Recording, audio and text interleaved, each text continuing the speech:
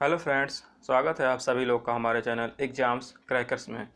Friends, आज हम लोग आधुनिक भारत के इतिहास का एक और महत्वपूर्ण टॉपिक लेके आए हैं जिसका नाम है भू राजस्व व्यवस्था।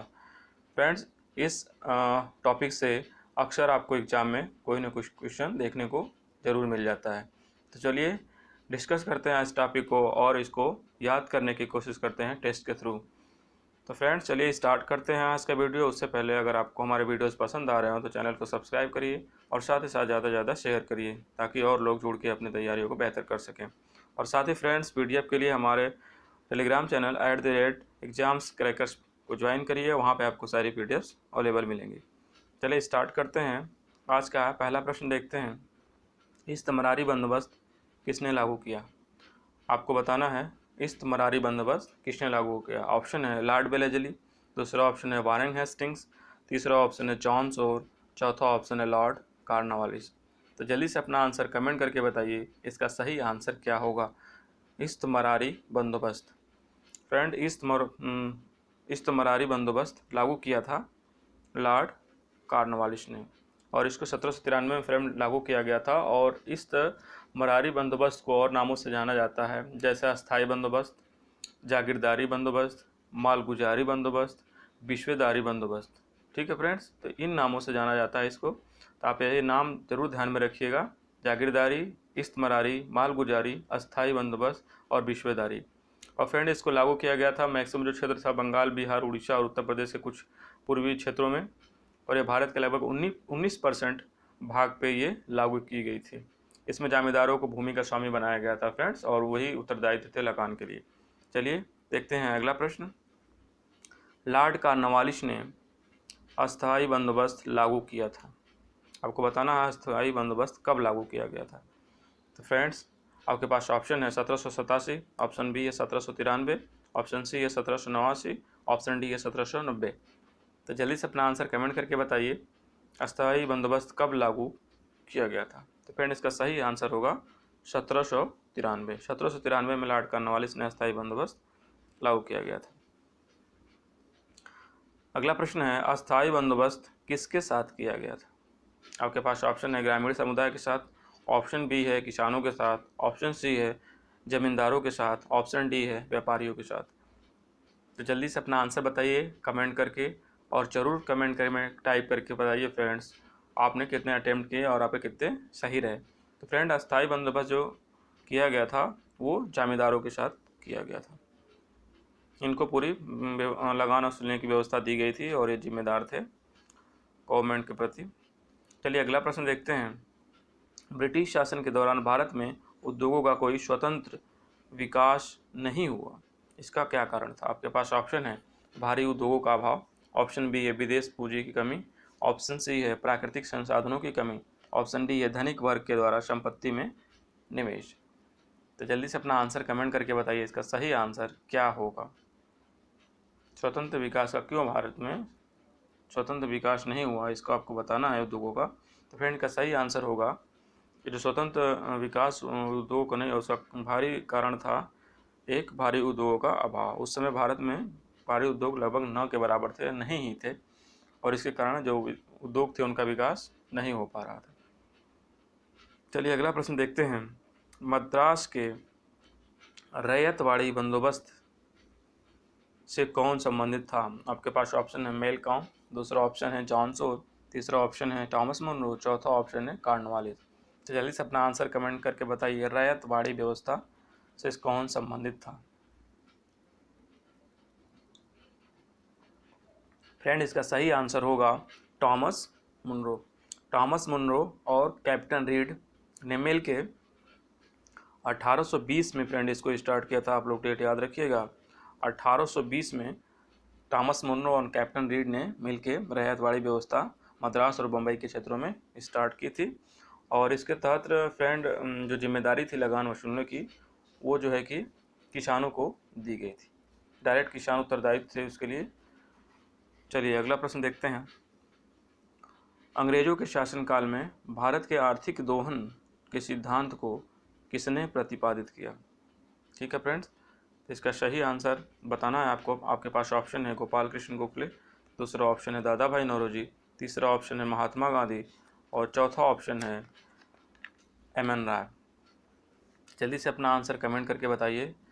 तो आर्थिक दोहन के सिद्धांत को प्रतिपादित किया था दादा भाई नौरोजी ने, और इसको कई नामों से जाना जाता है, जैसे निकास का सिद्धांत, ठीक है फ्रेंड्स, और ड्रेन थ्योरी के नाम से भी जाना जाता है, इसको उत्सारण सिद्धांत के नाम से भी जाना जाता है, जिसमें इन्होंने ये बताया था कि जो भारत की राष्ट्रीय संपदा है, ठीक है फ्रेंड्स, उसका एक भाग या कुल वार्षिक जो उत्पादन है वो ब्रिटेन को निर्यात कर दिया जाता है, ब्रिटेन के पास चला जाता है, जिसके लिए भारत के पास कुछ भी नहीं रह जाता है, सारा कुछ निर्यात कर दिया जाता है ब्रिटेन को, और भारत एक तरह से खींचा जा रहा है, मतलब ड्रेन किया जा रहा है, यहाँ से पैसों को निकाल के, यहाँ से जो संपत्ति थी उसको निकाल के ब्रिटेन को भेजना था। तो ये निकास का सिद्धांत था, दादा भाई नौरोजी ने दिया था, और उन्हें एक पुस्तक थी उसमें ये सिद्धांत दिया गया था, poverty and the un-British rule in India. चलिए अगला प्रश्न देखते हैं। निम्नलिखित में से कौन दादा भाई नौरोजी के निकास के सिद्धांत में विश्वास नहीं करता था? ठीक है फ्रेंड्स, कौन इनकी इस बात को नहीं मानता था? आपके पास ऑप्शन है बाल गंगाधर तिलक, ऑप्शन बी है एम.जी. रानाडे, ऑप्शन सी है आर.सी. दत्त, ऑप्शन डी है सर सैयद अहमद खान। तो फ्रेंड्स इसका सही आंसर होगा दादा भाई के जो निकास सिद्धांत था उसको न मानने वाले सर सैयद अहमद खान थे, जो उस समय अंग्रेज़ों के एक तरह से कह सकते हैं तो भक्त थे, और ये अंग्रेजी शिक्षा वगैरह पाश्चात्य शिक्षा पे इनका ध्यान था कि अंग्रेजी हमारा उत्थान कर सकते हैं, इस तरह का इनका विचार था। तो ये दादा भाई नौरोजी के सिद्धांत से बिल्कुल इत्तेफाक नहीं रखते थे। चलिए अगला देखते हैं। किसने यह विचार व्यक्त किया था कि भारत में ब्रिटिश आर्थिक नीति घिनौनी है? ठीक है फ्रेंड्स, किसने कहा था कि ब्रिटिश की जो आर्थिक नीति है उस समय वो घिनौनी है? आपके पास ऑप्शन है दादा भाई नौरोजी, ऑप्शन बी है कार्ल मार्क्स, ऑप्शन सी है एडम स्मिथ, ऑप्शन डी है बाल गंगाधर तिलक। तो जल्दी से अपना आंसर कमेंट करके बताइए इसका सही आंसर क्या होगा। तो फ्रेंड इसका सही आंसर होगा कार्ल मार्क्स। कार्ल मार्क्स ने यह विचार व्यक्त किया था कि ब्रिटिश नीति जो भारत के साथ है वो बहुत घिनौनी है। अगला प्रश्न है, poverty and on British rule in India नामक पुस्तक किसने लिखी है? आपके पास ऑप्शन है गोपाल कृष्ण गोखले, दूसरा ऑप्शन है आर.सी. दत्त, तीसरा ऑप्शन है दादा भाई नौरोजी, चौथा ऑप्शन है एम.जी. रानाडे। जल्दी से अपना आंसर कमेंट करके बताइए इसका सही आंसर क्या होगा। तो फ्रेंड इसका सही आंसर होगा दादा भाई नौरोजी। इसी बुक में दादा भाई नौरोजी ने ड्रेन थ्योरी का सिद्धांत दिया था। ठीक है फ्रेंड्स, इसको आपको ध्यान में रखना है, बहुत इंपॉर्टेंट हो जाता है। अंग्रेजों ने रैयतवाड़ी बंदोबस्त कहाँ लागू किया? आपके पास ऑप्शन है बंगाल प्रेसिडेंसी में, ऑप्शन बी मुंबई प्रेसिडेंसी में, ऑप्शन सी मद्रास प्रेसिडेंसी में, ऑप्शन डी मद्रास और मुंबई प्रेसिडेंसी में। तो जल्दी से अपना आंसर कमेंट करके बताइए इसका सही आंसर क्या होगा। तो फ्रेंड्स रैयतवाड़ी व्यवस्था जो लागू की गई थी, जो पूर्णतः जो रैयत बना दिया था, जो किसानों को ये ज़मीन की पूरी जिम्मेदारी दी गई थी और वहीं से लगान वसूला जाता था, जो 33 से 55% तक था। तो ये व्यवस्था मद्रास और मुंबई दोनों प्रेसिडेंसी में स्टार्ट की गई थी, और सबसे पहले मद्रास में शुरू की गई थी, और ये असम का भी कुछ पार्ट इसमें शामिल था। तो आपको ध्यान में रखना है रैयतवाड़ी का क्षेत्र क्या था। अगला प्रश्न है, रैयतवाड़ी बंदोबस्त के संदर्भ में निम्नलिखित कथनों पर आपको विचार करना है। ठीक है फ्रेंड, पहला कथन है किसानों द्वारा लगान सीधे सरकार को दिया जाता था। दूसरा है सरकार रैयतों को पट्टे देती थी। ऑप्शन तीसरा है कर लगाने की पूर्व भूमि का संरक्षण और मूल्य निर्धारण किया जाता था। तीन ऑप्शन आपके पास हैं, आपको बताना है कि तीनों ऑप्शन में कौन कौन से सही हैं। ठीक है फ्रेंड्स, तो फ्रेंड्स इसमें जो ऑप्शन सही होगा वो तीनों सही है फ्रेंड, 1 2 3। किसानों द्वारा लगान सीधे सरकार को दिया जाता था, और सरकार जो है कि इन किसानों को या रैयतों को पट्टे देती थी, और कर लगाने से पूर्व भूमि का मुआयना किया जाता था और उसका मूल्य निर्धारण किया जाता था।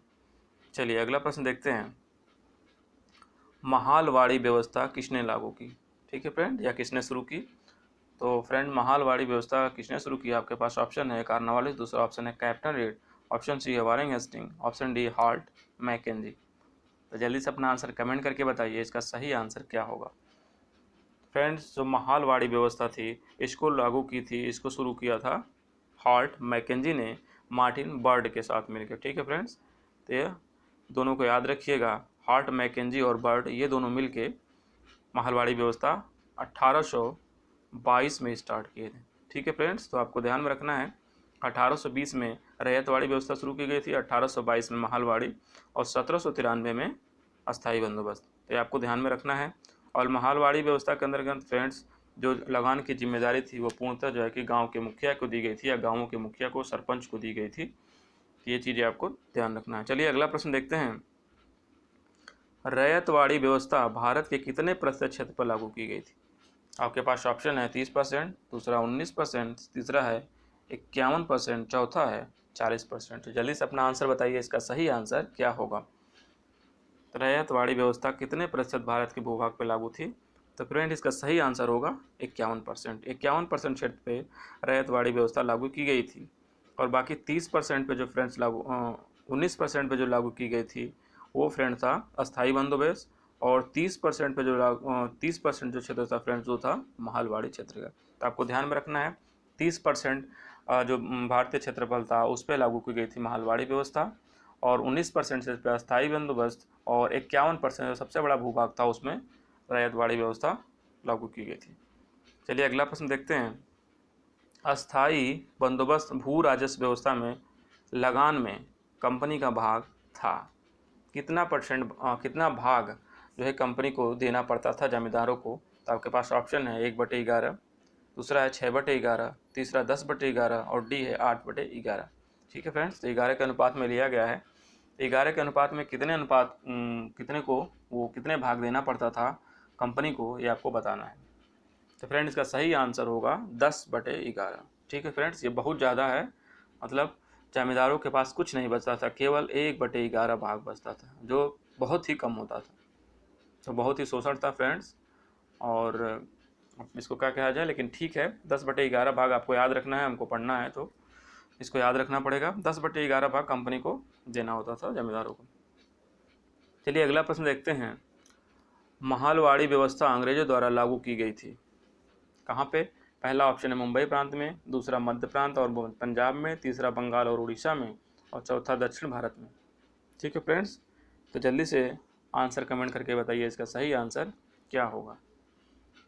तो फ्रेंड्स जो महलवाड़ी व्यवस्था अंग्रेजों द्वारा लागू की थी वो क्षेत्र था मध्य प्रांत और पंजाब में। ठीक है फ्रेंड्स, मध्य प्रांत और पंजाब और कुछ पार्ट था उत्तर प्रदेश का। तो बाकी फ्रेंड्स जो रैयतवाड़ी व्यवस्था थी वो मुख्यतः बम्बई, मद्रास और असम के क्षेत्र में।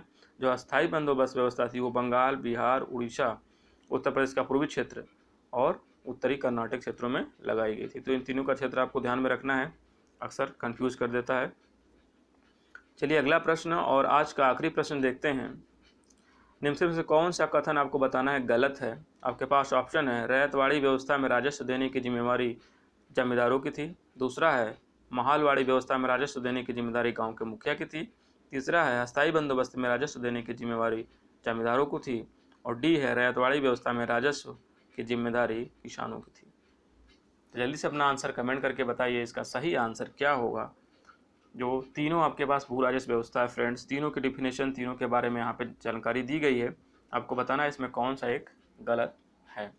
तो फ्रेंड इसमें जो गलत है वो है पहला वाला ऑप्शन, रैयतवाड़ी व्यवस्था में जिम्मेदारी जमींदारों की नहीं थी फ्रेंड्स बल्कि थी किसानों की, और बाकी महलवाड़ी में गांव के मुखिया की जिम्मेदारी थी, अस्थाई बंदोबस्त में जिम्मेदारी जमींदारों की थी। फ्रेंड ये राजस्व व्यवस्था पे आपको वीडियो कैसा लगा कमेंट करके ज़रूर बताइए और हमारे चैनल को सब्सक्राइब करिए और साथ ही साथ शेयर करिए ताकि और से लोग जुड़ के अपने तैयारियों के टेस्ट के थ्रू बेहतरीन कर सकें। थैंक्स फ्रेंड, मिलते हैं नेक्स्ट वीडियो में।